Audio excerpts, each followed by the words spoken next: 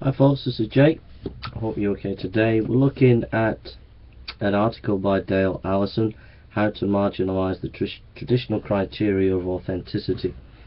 If you just Google How to Marginalize the Traditional Criteria of Authenticity by Allison, you'll be able to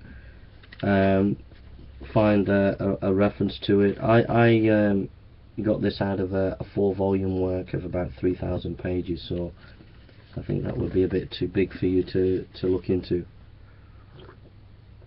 But you can get a link to this article in smaller works of Allison.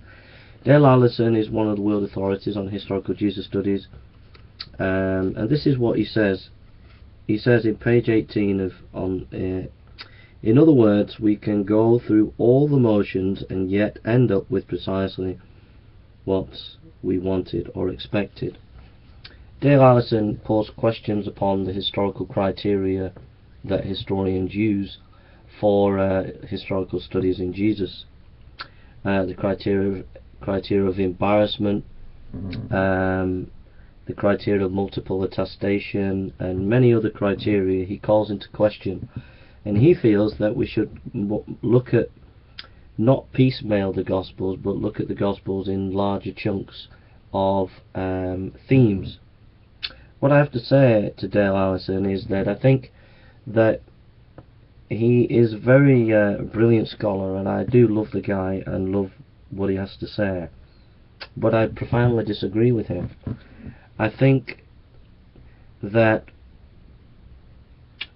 there are criteria that we can have if we would recognize the value of that criteria.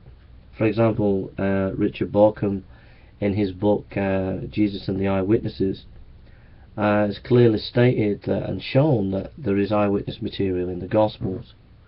I think that's a criteria that we've neglected.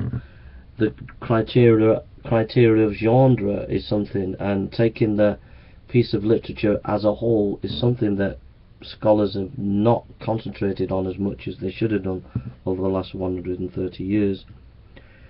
I think some of the criteria are helpful. Criteria of embarrassment is helpful, but I think they're artificial. I think that you have to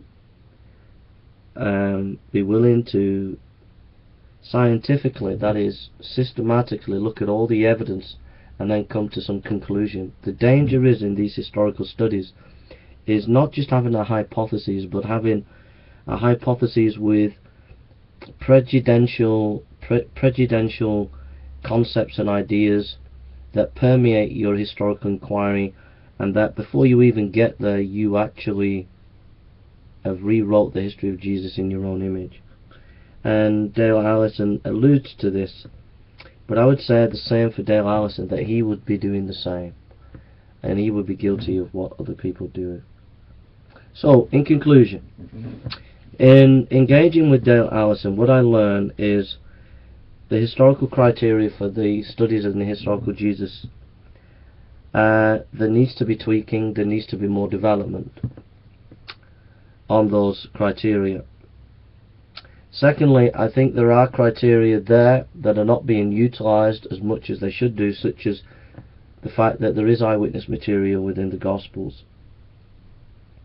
And thirdly, that every scholar has to be aware that not just having a hypothesis, but bringing into your historical inquiry theories that you proved without proof, that you have without evidence, and then you take that and you squeeze the historical material into your construct that you've already constructed. Adolf Schlatter, in his book on methodology, his article on methodology, warns scholars about this, and it's something that we need to consider. Alright?